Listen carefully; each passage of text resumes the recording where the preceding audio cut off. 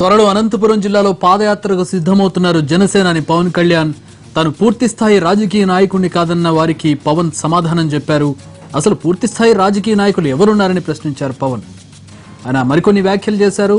అనంతపురం నుంచి పోటీ చేస్తానని కూడా చెప్తూ ఉన్నారు. పూర్తి వివరాలు మా ప్రతినిధి చారి అందిస్తారు. చారి, ఏ సందర్భంగా పవన్ కళ్యాణ్ ఈ వ్యాఖ్యలు చేశారు? అట్లాగే అనంతపురాన్ని ప్రధానంగా ఎంచుకోవడానికి కారణం ఏంటి?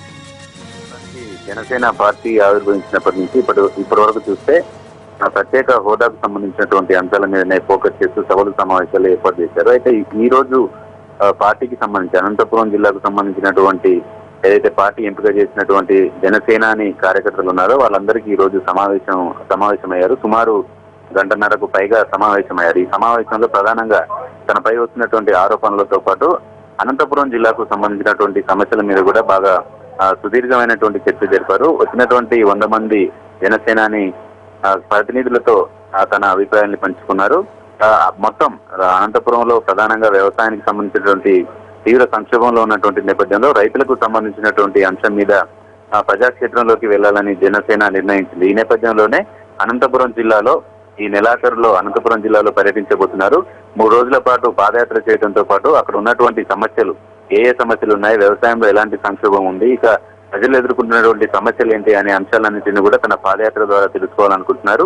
దీంతో పాటు గతంలో కూడా అనంతపురం జిల్లా నుంచే పోటీ చేస్తానని చెప్పినటువంటి నేపథ్యంలో ఈ రోజు అనంతపురం జిల్లాకు సంబంధించినటువంటి నాయకులు, కార్యకర్తలు సమావేశంలో కూడా ఈ నిర్ణయాన్ని ప్రకటించడం వల్ల అనంతపురం జిల్లా నుంచి పోటీ చేయడం అనేది ఖాయమైపోయినట్టు తెలుసుకోవచ్చు. ఇక రాజకీయ పరమైనటువంటి అంశానికి వస్తే ప్రస్తుతం జరుగుతున్నటువంటి రాజకీయాల్లో 1000 కోట్లు పెడితే తప్ప ఎన్నికల్లో గెలవలేమనే చర్చ జరుగుతుంది. కానీ సామాన్యుడు రాజకీయం చేస్తే ఎలా ఉంటుంది అనే అంశాన్ని జనసేన నిరూపించబోతుంది అనే అంశాన్ని కూడా పార్టీ కార్యకర్తలకు దిశానిర్దేశం చేయబోతున్నారు.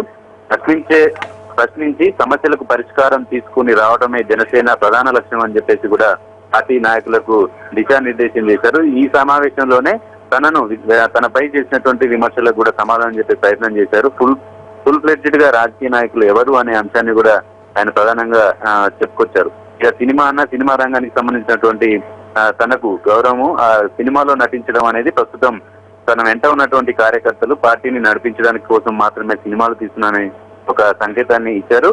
ప్రధానంగా ప్రజలకు సంబంధించినటువంటి సమస్యల మీద జనసేన మళ్ళీ ప్రజాక్షేత్రంలోకి వెళ్లబోతుంది అనే ఇండికేషన్ కూడా ఈ రోజు సమావేశంలో నిర్ణయానికి వచ్చారు. దీంట్లో భాగంగానే అనంతపురం జిల్లాలో పాదయాత్ర కావచ్చు, అక్కడి నుంచి పోటీ చేస్తామనే ఇండికేషన్ కూడా ఇవ్వడం, ఇక జనంలోకి వెళ్లాలనేసి జనసేన నిర్ణయించింది అనుకోవచ్చు.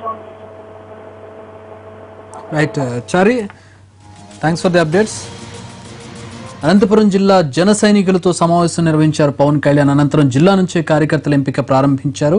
స్క్రిప్ట్ రైటర్లు, వక్తలను ఎంపిక చేశారు. వారితో ఇవాళ భేటీ అయ్యారు. పార్టీ ఆలోచన ఏంటి, అందులో వారి పాత్ర ఏంటి, జిల్లాలో ఉన్న సమస్యలు, రాజకీయ పరిస్థితులు, నియోజకవర్గాల్లో ఏ అంశాలను ఆధారంగా చేసుకుని పార్టీ తరఫున పోరాడాలనే అంశంపై వారికి దిశానిర్దేశం చేశారు.